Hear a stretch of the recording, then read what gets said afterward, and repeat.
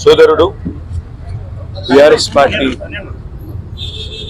Social media convener, అదేవిధంగా తెలంగాణ ఉద్యమంలో క్రియాశీలంగా పనిచేసిన విద్యార్థి నాయకుడు, Telangana state mineral development corporation మాజీ అధ్యక్షుడు సోదరుడు మన్నె క్రిషాంక్ గారిని ఒక ఫ్రివలస్ కేసులో, అంటే ఒక పనికిమాలిన కేసులో చేయని తప్పుకు ఇవాళ అరెస్ట్ చేసి ఈ రాష్ట్ర ప్రభుత్వం గత వారం రోజులుగా వేధిస్తూ ఉంది.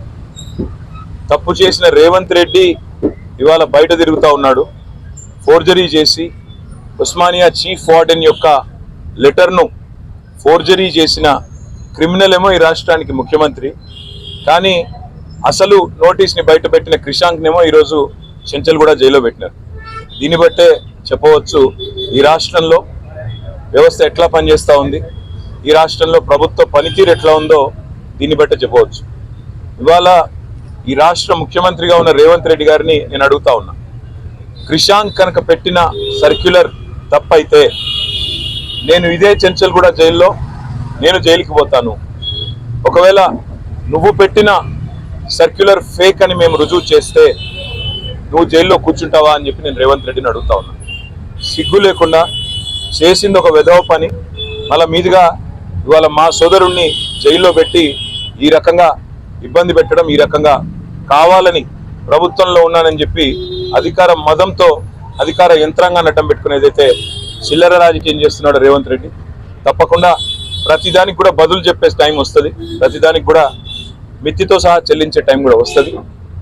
ఒకటి మాత్రం పక్కా, ఇప్పుడే క్రిషాంక్ గారిని కలిసినాను నేను, చాలా ధైర్యంగా ఉన్నాడు, చాలా నవ్వుతూ చిరునవ్వుతో చెప్తున్నాడు, ఏం కాదన్నా, నాకేం పర్వాలేదు, నాకు ఉద్యమము కొత్త కాదు, కేసులు కొత్త కాదు, ఏం పర్వాలేదని చెప్తున్నాడు. చేయని తప్పుకు ఇవాళ వారం రోజులు జైల్లో ఉన్నా ఆయనలో ధైర్యం మాత్రం సడలేదు. ఆయన శ్రీమతి కూడా ఇక్కడే ఉన్నారు, సుహాసిని గారు, తను కూడా ధైర్యంగా ఉంది, తన కుటుంబం కూడా ధైర్యంగా ఉంది.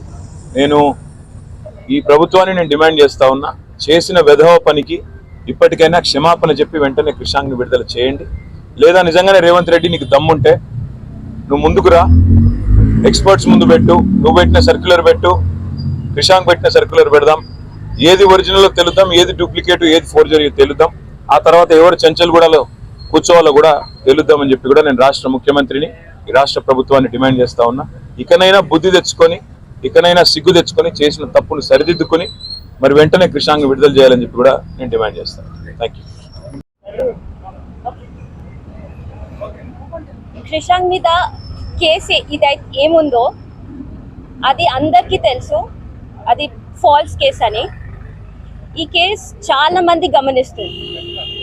So I just want to remind the judiciary, please consider this case. చూడండి, ఎందుకంటే ఇది ఒక్కరి కేసు కాదు, చాలా మంది గమనిస్తున్నారు. ఇది ఒక ఫాల్స్ కేసులా ఇన్ని రోజులు జైల్లో పెట్టడం క్రిషాంక్ని, what message are we giving to the public? నిజంగానే కష్టం ఉన్నోళ్ళు ఇట్లా ఫాల్స్ కేసులనే లోపటేసి ఇన్ని రోజులు పెడుతుందంటే ఎవరన్నా జ్యుడిషియరీకి అప్రోచ్ అయ్యే అవకాశం ఉంటుందా? I request the judiciary to kindly, you are an independent institution, we have full trust, full faith in you. It is time, ఈ కేసులా you all have to take a decision. చాలా drag చేసిండ్రు అప్పటికే. Kindly give a decision and instill confidence in the public, in the people, so that everyone who has ఈ కష్టం ఎవరికి వస్తుందో, any కష్టం, వాళ్ళు జ్యుడిషియరీని అప్రోచ్ అయితే మాది పోతుందన్న ధీమాతోటి వాళ్ళు రావాలా. కానీ ఇట్లా ఫాల్స్ కేసెస్లా ఇన్ని రోజులు న్యాయం రాకుండా ఇట్లుంటే I think people will lose trust, that we definitely don't want. ఎందుకంటే you all are the protectors of the society. So we have utmost trust in you all. So kindly, it's my appeal to the judge to kindly take a decision. Endukante this case is not about one person, it is about everybody. Thank you.